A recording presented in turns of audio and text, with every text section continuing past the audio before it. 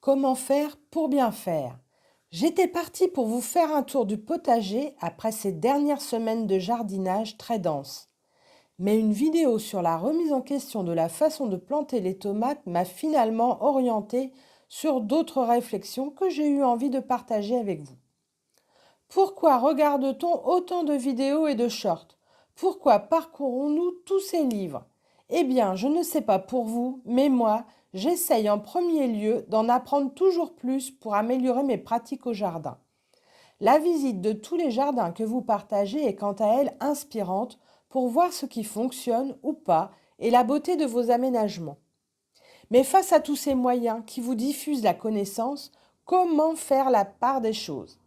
Bien souvent, les avis se contredisent. Il y a de quoi déstabiliser les nouveaux jardiniers. Mais que faire de tout ça? Attention, regarder et consommer ainsi ressemble à de la procrastination. Vous savez, quand nous réfléchissons ou rêvons sans vraiment passer à l'action. Passons aux grandes polémiques. Je ne vais vous en citer que quelques-unes qui me passent par la tête, mais qui sont assez fréquentes. Concernant les tomates, quand les semer?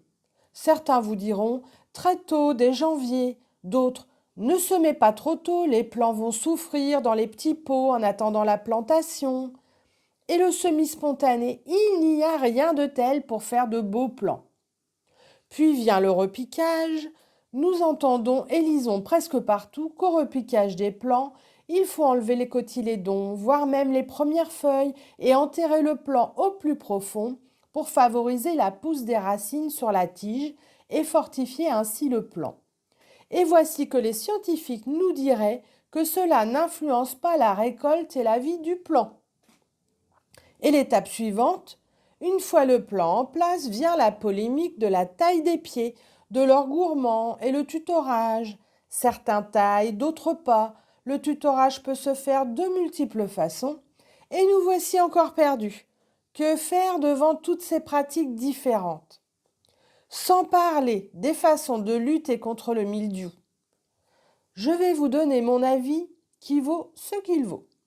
Pour les semis, j'aime semer tôt pour commencer la culture de mes tomates en pot au chaud et ainsi gagner quelques semaines sur les débuts des récoltes. Elles peuvent être mises en serre dès avril. Mais pour une mise en place dehors mi-mai, un semis en février-mars est suffisant. Pour le repiquage, j'ai plutôt tendance à enfoncer un peu plus que la motte pour consolider le plant et le maintenir plus droit.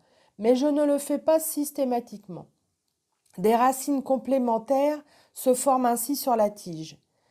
Mais en effet, la différence sur les récoltes n'est pas prouvée et n'a pas été flagrante chez moi.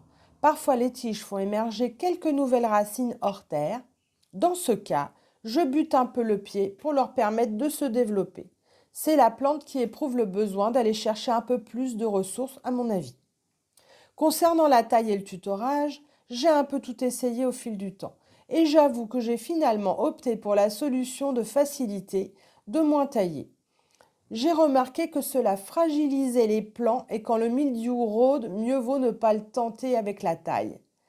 La façon de tutorer peut favoriser aussi l'arrivée du mildiou. Les ficelles trop tendues ou liens trop serrés, le contact avec les cutters sont autant de portes d'entrée pour le champignon. Il ne faut pas oublier que je suis plutôt au nord de la France. Dans le sud, vous pouvez vous permettre plus de liberté. Et si on parlait des pommes de terre? Voici encore un sujet où les pratiques divergent. Planter sur l'herbe, sous foin, en terre, et quand mettre en place, quand récolter en primeur pour la conservation, encore de quoi s'y perdre. J'ai tout essayé. Ma conclusion va vers une plantation en terre, sans trop creuser, puis je recouvre de tontes de gazon au fil du temps sans casser les tiges.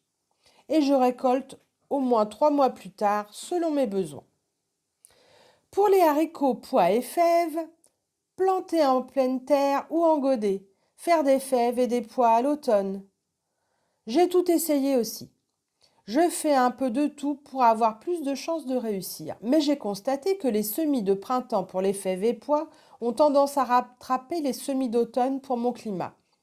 Pour les haricots, les semis engodés prémunissent bien des attaques des limaces, mais il ne faut pas les faire attendre trop, sinon les racines s'enroulent dans les godets et ils peuvent filer en hauteur, ce qui les fragilise.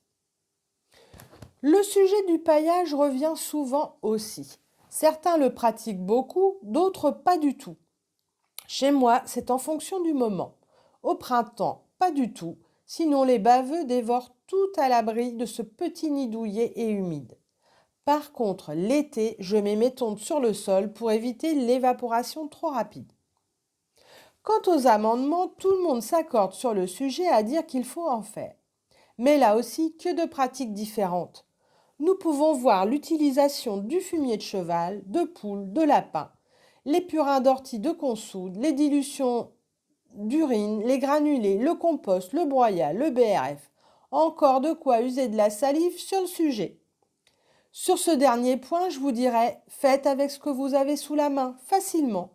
Et si vous n'avez rien, optez pour les granulés de fumier de cheval ou d'algues. Dans mon jardin, j'utilise la dilution d'urine à la plantation et sur les semis un peu fatigués. Puis je plante avec du fumier de cheval décomposé, fumier que je ramasse au fil de mes promenades à vélo, ou alors des granulés. Je répands mon compost au printemps et je fais quelques purins de peaux de banane, d'ortie, de consoude quand j'en prends le temps. Ah, et j'oubliais l'arrosage. Les slogans accrocheurs du jardinage sans eau nous ont tous interpellés et fait l'objet de grandes discussions. Mon opinion est que sans eau, il n'y a pas de vie. J'ai vraiment du mal à concevoir que des légumes composés en majorité d'eau pourraient pousser sans eau. Nous pouvons économiser l'eau, diminuer au maximum les arrosages, mais pas nous en passer au moins à minima à la plantation.